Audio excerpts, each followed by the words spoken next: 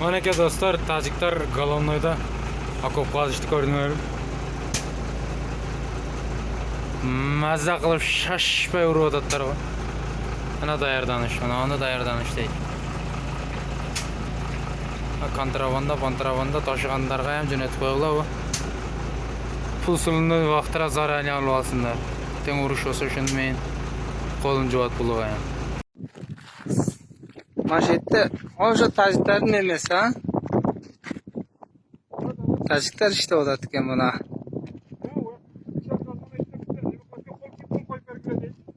Факт тажиктар иштеп атат, мына Паграндын баласы экен, мына участковый экен. Казылып атат. 40 гектар жер боюнча. Мына 40 гектар жер дөңгөн. Ya.